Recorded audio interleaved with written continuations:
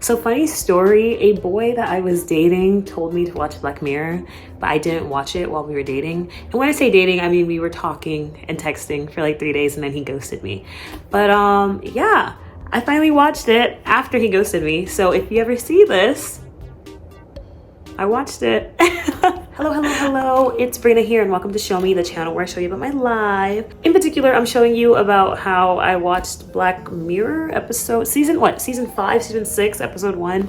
JOAN is Awful. That's what it's called, JOAN is Awful. So my history of Black Mirror is this. I heard about it. I know it's like a really famous Netflix show. I never had Netflix myself. My cousin had it, so I would like mooch off of him whenever I could. Not like I had his password or anything. No, of course not. But I would mooch off of him.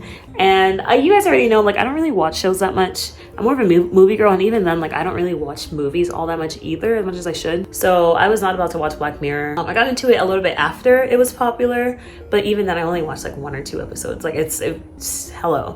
But I saw that, I guess season 6 just recently came out. If not this month, maybe last month or the month before, but definitely this year. And so it's kind of like causing up a stir again. And like, yeah, I just wanted to watch it and see what it's about. So I watched episode 1 of this season. Again, I don't remember if it's 5, I'm pretty sure it's 6. Wow, what a great person I am. I remember exactly the media that I watch. But yeah, JOAN is Awful. The synopsis is basically about a girl, or a lady, a woman who's going through her life, turns on the TV like many of us do, and finds out that her life is literally being played shot by shot on TV. Really on streaming, but it's like as if you just lived your life and then you went on Netflix and then you saw that exact same day is being reenacted. With more dramatic effect, of course, because it's a TV show, but it's being reenacted on TV. And you're just like, what is going on? Not reality TV either. It's like a drama of your life, but it's that same day. It's very odd. It's very odd. You know, like the whole thing about Black Mirror, it is kind of like Twilight Zone. I don't know if any of you guys like watched Twilight Zone, the OG black and white Twilight Zone, but basically it's just like this kind of sci-fi, I would even say kind of horror, like a kind of situational horror, not gore, but like psychological horror, where basically the people, and it's like different people every single episode, but like people are put into these like really awful situations, and by the end of it, it kind of is like a question on like morals, like morals, and like what you would have done as an audience in that situation, basically. And Black Mirror, I think, is like kind of like a spin-off of that. I think I even saw something where it said that, yeah, like they're trying to kind of do the same type of thing, where it's like they put their people in these really bad situations, and it's really supposed to be like this moral thing where it's like, what would you do if you were in this situation? And so I think JOAN is Awful is kind of like, it's kind of hard to be like, oh, this is what it's about. And I might be wrong, because you know, you guys know I don't do research like that. I hardly know names of people in the freaking media that I watch. But I think this one's definitely about privacy for sure, like privacy and like what extent that we're willing to share. Even though JOAN didn't really have a choice as to what she was sharing, it was literally just like, because she accepted the terms of service, they had like a loophole where they were able to like kind of take her life and like use it and not pay her either, which is insane. That's actually crazy. But I think it's also just about like, if we're gonna get super psychological about it, it's also about like kind of like point of views, where it's like you're just living your life, you kind of like make your mistakes, like you do the right thing, you do the wrong thing, like no one's really perfect. Like your average person, like they do good things, they do bad things, but like for the most part they're very like neutral. But if you like take these lens and you put it in a certain way and like this certain point of view, it could come off as like very, you could like shine a light and make it either negative or positive. And I think that's really what it's about, because it comes to the point where JOAN gets so fed up that she has to go to like the corporation. So like the whole thing is like a spin-off of Netflix. It's called Strawberry, I believe, Strawberry Entertainment or something stupid like that, or Streamberry. That's the company. I mean, it's basically Netflix. And so she goes to the corporation and she's like overhearing like the CEO talk, like do an interview about like, oh, why is it called JOAN is Awful? Why is it not called like JOAN is Awesome? Or like, why are you highlighting these negative aspects? And like the CEO is basically like, oh girl, it's it's basically because, you know, people kind of relate to the terrible parts of themselves and it makes them want to watch more, something along the lines of that. I was kind of zoning out by the end of it because I was just like, whoa, all the meta was like getting to me. You know, my brain isn't that big.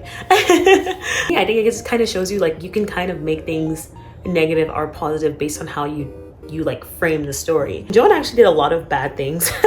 Like she cheated on her boyfriend, which is like hello, objectively a bad thing. Another thing that she did that was like framed in a bad light is that she fired one of her coworkers, like one of her colleagues.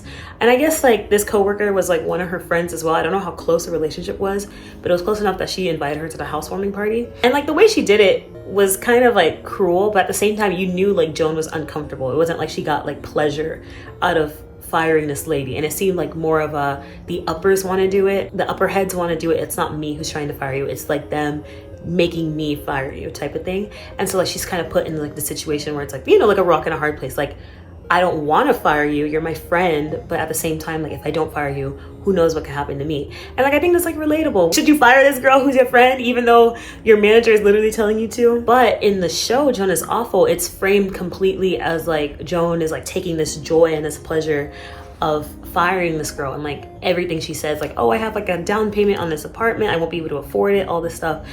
Everything she says about that is just like, okay, I don't care. And in reality, that's not how Joan came off. But again, they framed it in a way to make her seem negative. And I think that's like something that's really happening in our real world now, where it's like, you can take something so little and then you just use the right type of music, the right type of words, the right type of point of view, and you could turn it into something completely negative or something completely positive. And I think that's like also what they're saying. So not only is it about like privacy and like how much of ourselves we kind of like expose to the world, whether by purpose or not, but also just in general about like framing and like point of view and like how you can frame someone to be like the worst person ever. Again, like I said, Joan did some pretty objectively bad things. Like she cheated on her boyfriend, she was texting her ex-boyfriend behind his back. What else?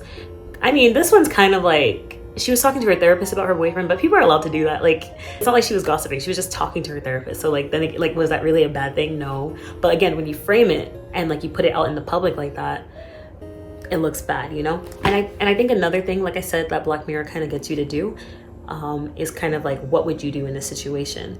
So first things first, as soon as like the freaking show came on, I would have turned that stuff off. She wanted to turn it off. Like she was like, I think she was like watching it out of just like disbelief. And you know, like when you watch something out of horror, because just like, oh, this cannot get any better, but like I can't stop watching type of stuff. So I think that's like why she was watching it. But it took the show getting to the point where she was about to cheat on her boyfriend, where she was like, oh, actually, let's turn this off. And I was like, girl, I would have been turned that thing off. First of all, I'd be freaked out. I wouldn't even want to watch it. I don't even know, bro. I'd wait for the text to come in, but I don't think I would have watched it that far. And then I don't even want to talk about this because I hardly understood it, but like how meta it got. So basically, the Joan that we were watching was also the TV version of Joan. So it's funny because we think that the Joan that we're watching is the original Joan. Salma Hayek is acting as that Joan. And then in the show, in Salma Hayek's show, her reacting to Joan is her reacting to Kate Blanchett, I think. So it's just a bunch of like, you know, like when you look into a mirror and you take a picture of yourself looking into a mirror, and in that picture is you looking into a mirror, and in that picture of that picture is you looking into a mirror, you know, like it's just like a whole endless cycle of like you looking into a mirror inside a picture, and inside of that picture you're looking into a mirror inside a picture inside that picture, you know what I mean? It's kind of like that. So it's like, in the show, real Joan is looking at TV Joan, played by whoever that lady was. I don't know. They said her name multiple times and I still don't remember.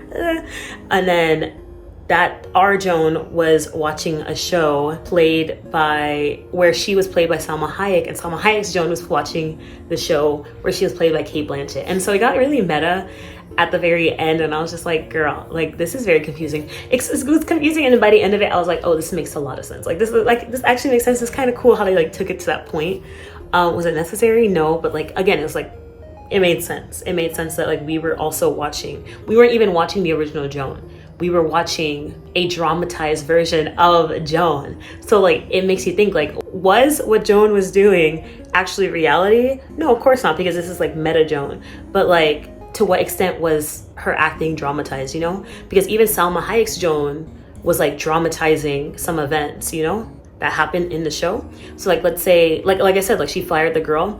Our Joan was really like awkward about it, but Salma Hayek's Joan was very like to the chase, like hardcore, like very mean, very blunt. And so now it makes you think like, okay, our Joan's not real Joan. So I wonder how real Joan actually handled that. You know what I mean? So again, it's about like POVs and perspectives and like how you can really frame things to like be better or worse than they are. For all we know, our real Joan could have actually been the harsh one. And then because we saw our like part 2 Joan, we thought she was just awkward, and so we were able to sympathize with her because of that's how they like framed it. But for all we know, the real Joan was like actually mean, like just like the freaking Salma Hayek Joan. I don't know if any of that made sense. I feel like that's gonna be my slogan. Does that any of that make sense? It kind of makes it hard when you like don't know the actor's name. And you have to distinguish between first Joan, second Joan, third Joan. But yeah, for the most part, I think this episode was okay. I gave it like a 3 out of 5. Like, I mean, like, it was pretty good. I think the best part was like her reacting to herself like on TV, but then it kind of did like a 180 where it's like it's her and Salma Hayek doing like a buddy comedy where it's like they need to stop the corporation, and that part was where I kind of like checked out because I was like yeah. Anyways, thank you so much for watching. If you liked the video, like the video. If you like me, think about subscribing. If you want to talk about Black Mirror at all, and if you have any recommendations of what I should watch, please leave a comment down below. You can also DM me on Instagram and TikTok, which are linked down below. But if you look up Show Me, I think it should pop up. It's this pretty girl right here. And thank you so much for watching. I really appreciate it. I didn't say anything, but I have 4 subscribers now. Turn up. I don't know if you guys like watched the video before. You probably didn't because it only had like 1 view. I think it's me. But when I had like 1 subscriber, I was so excited that I like blew I was about to say blew a cake. No, I blew like a candle out on a Cinnabon because I like Cinnabons. And yeah, it was just like really important to me. Like, you know, like 1 subscriber is like something. And now I have 4. So like turn up. I really appreciate it. Let's go for 5. But yeah, that's everything. Thank you so much for watching, and I will see you next time. Bye.